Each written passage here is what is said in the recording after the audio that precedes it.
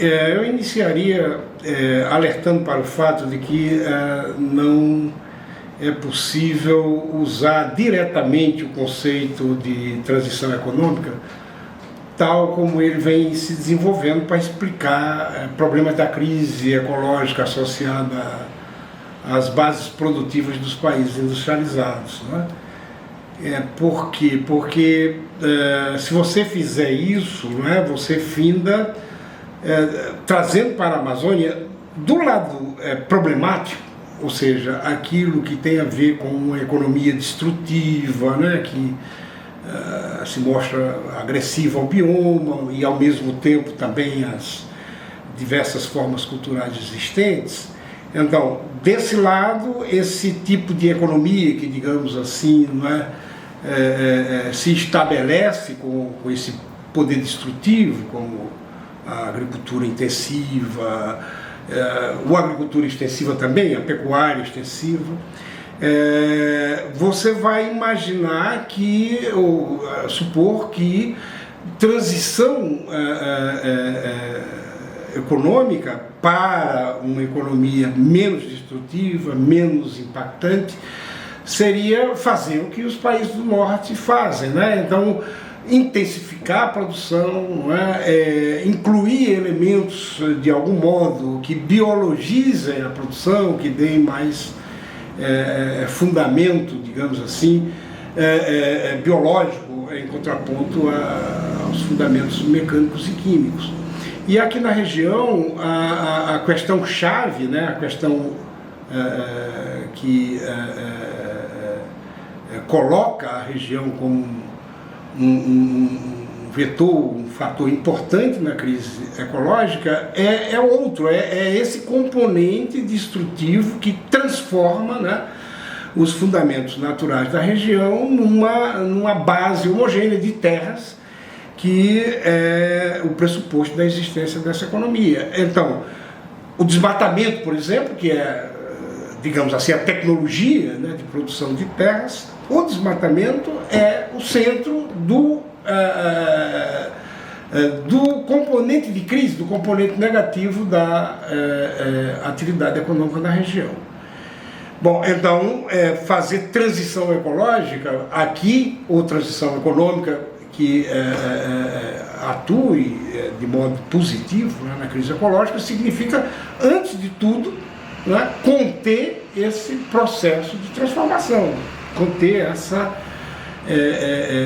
mudança de fundo que faz com que a floresta se transforme em terra o tempo inteiro. Então, tratar a questão chave, a questão negativa chave seria tratar os mecanismos que produzem, que fazem esse processo, que a gente pode pensá-los no contexto de um mercado de terras, né?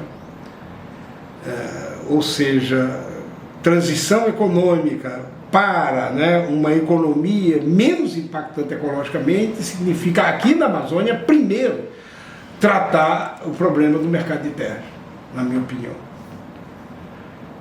Agora, do lado positivo, o conceito implica em problema equivalente, não é? Porque se você pensa na construção, por exemplo, ou pensa a bioeconomia como algo a ser construído e, portanto, é uma chave, né, da transição, porque essa construção implicaria em trazer para a região uma economia de baixo carbono, dizer isso é redundante, porque, na verdade, a região tem uma vasta economia ligada à floresta, que se construiu há 200, 250 anos atrás, que continua sendo operante, que tem uma enorme capacidade, grande resiliência e tal, e essa economia já é, né, de baixo carbono, ela já é baseada em diversidade, já é baseada em formas, né, de produção que se sustentam a partir da biodiversidade e da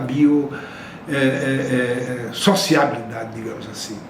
Então, isso já é da natureza dessa economia. Então, pensar, digamos, transição seria transformar essa economia, que já existe com essas características, em uma economia empoderada, porque no momento ela é invisível, ela não dispõe, né, dos fundamentos infraestruturais, das bases de conhecimento que lhes seriam muito necessários para que ela ganhe potência, digamos assim, e possa de fato, não é, ser uma pujante expressão, não é, de uma economia baseada em floresta, baseada em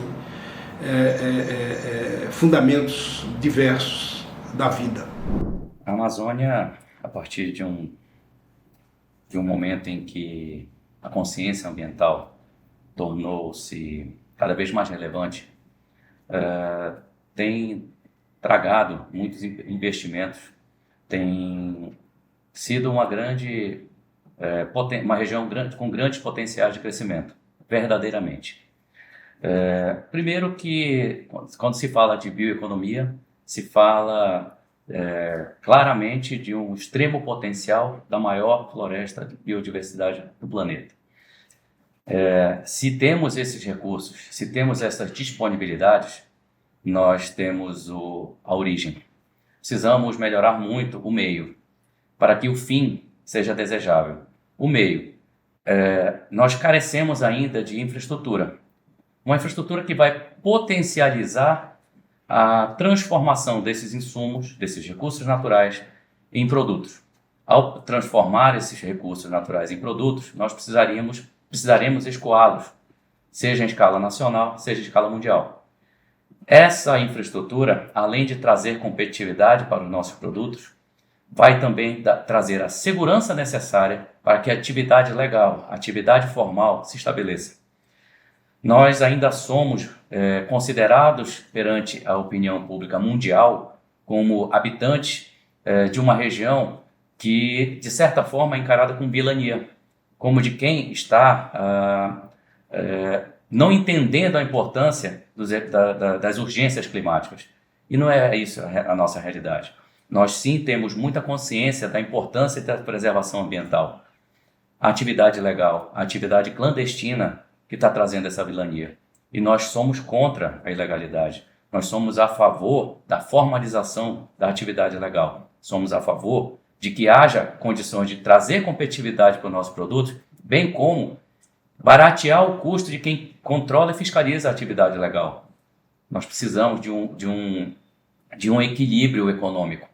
A infraestrutura, a dissolução de uma série de entraves que ainda permeiam as nossas atividades, que ainda são marginais no sentido geográfico, que sejam inseridas num contexto de que nós sejamos realmente o centro da bioeconomia, né? O núcleo de um novo modelo econômico, que nós temos aqui grandes potenciais e que nós não desejamos e não desejaremos que isso se torne uma nova commodity.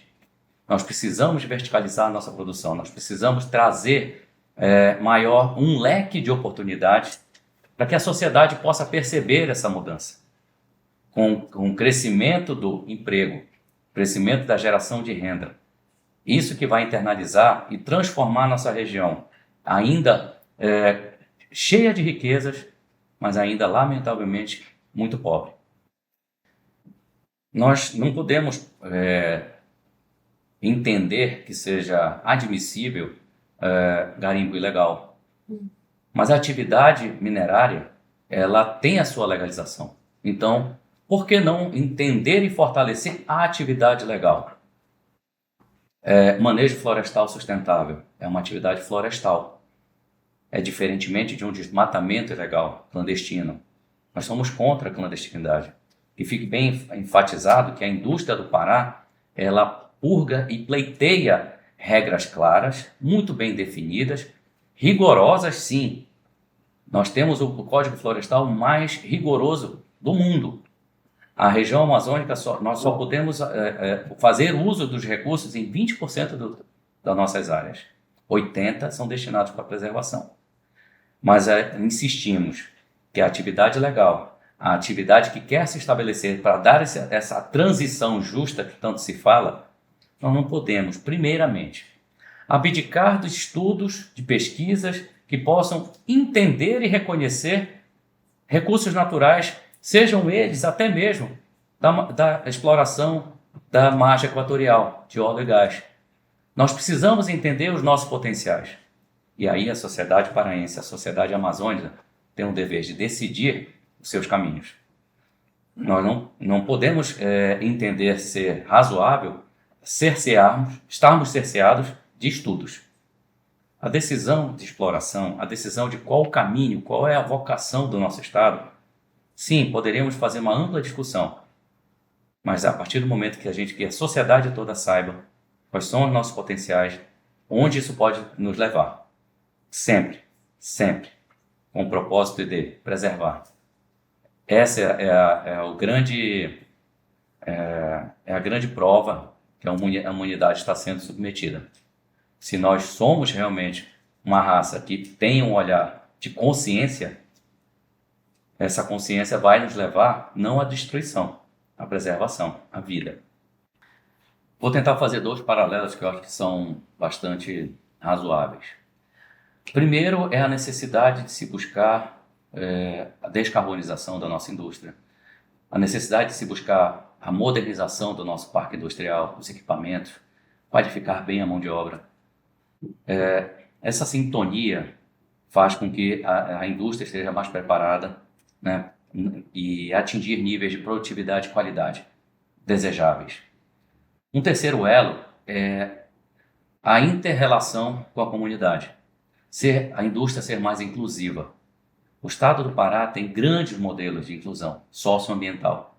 Eu te citaria a Companhia Têxtil de Castanhal, que tem um modelo que vem buscar desde da natureza a extração da malva, com comunidades locais, com povos tradicionais, sem a utilização de agrotóxicos, produtos químicos nessa produção. Beneficia o produto, né, dentro do Estado, industrializa o produto dentro do Estado. Isso é a agregação de valor, que beneficia desde aquele produtor lá na ponta até o entregador do produto, né, com frete já de um produto mais valorizado. Ganha também o Estado. Ganha porque a agregação de valor gera receita, gera impostos. Essa é a cadeia produtiva saudável. Norte Energia. Norte Energia é um grande exemplo de energia limpa. O Pará é o principal estado do país na geração de energia limpa. E agora começa a despontar também com potencial solar. Mas a matriz hídrica, precisa ser dita, que é a matriz mais limpa que nós temos já instalada no nosso estado. A partir daí, a conversão dessa geração de energia, também com a proteção ambiental, porque garante a vazão necessária na volta do rio Xingu, melhorando a condição de vida das comunidades que lá sempre existiram, seja na piscicultura, seja nas suas atividades ribeirinhas, seja nas suas atividades econômicas e socioculturais.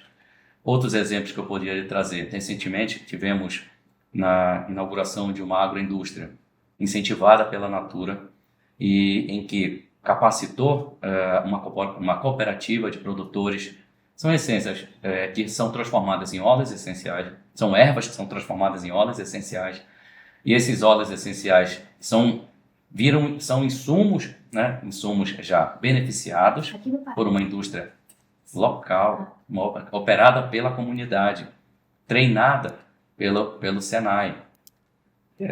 Tudo internalizado, competências sendo internalizadas com agregação de valor. Esse insumo beneficiado, esse óleo beneficiado já serve de matéria-prima para o segundo salto da industrialização, que é o produto acabado. Isso não é uma ação isolada na Natura. Já tem outros polos de agroindústria no Moju, em Abaetetuba, e outros tantos que aí voltando à origem da pergunta. O potencial que nós temos é gigante.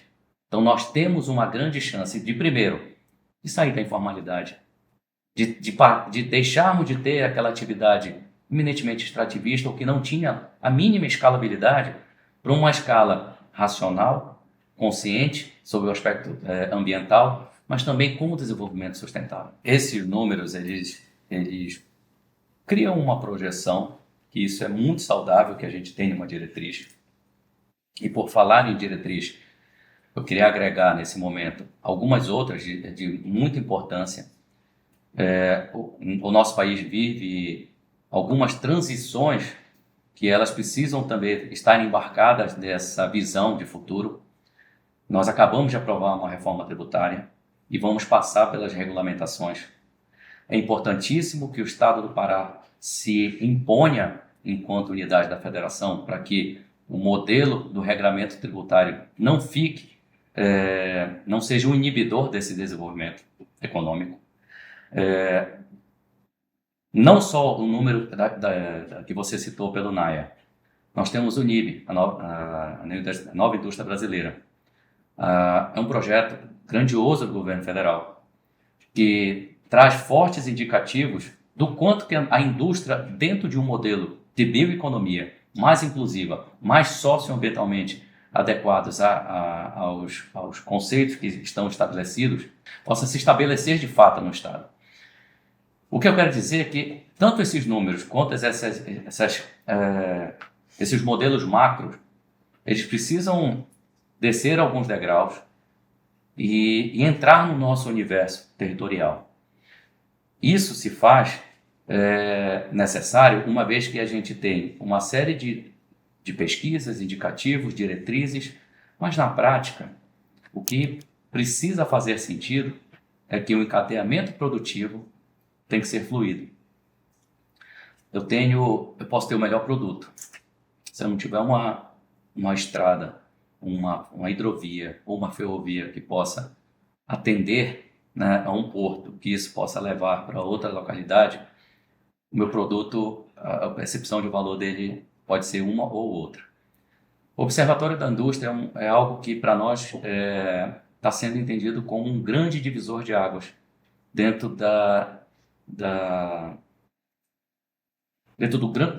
de um dos principais propósitos dessa federação. Ser uma diretriz, né? Uma entidade que sirva de diretriz, uma entidade que sirva de receptáculos das iniciativas que queiram se instalar no território paraense, e também de passos subsequentes de indústrias que já estejam estabelecidas aqui. Uma transformação, melhor dizendo, de dados em inteligência de dados. Tomar decisões mais bem fundamentadas, utilizarmos de estudos muito consistentes e desfragmentá-los da iniciativa privada. Trazer essa liga que, de certa forma, está um pouco distante, está um pouco frágil. Ao momento que a gente conseguir conversar e fazer esse bonde com a academia, com o setor público e a iniciativa privada, nós vamos criar como ponto de convergência o grande pilar de sustentação de um Estado que vai desenvolver com muita consistência sobre o aspecto socioambiental.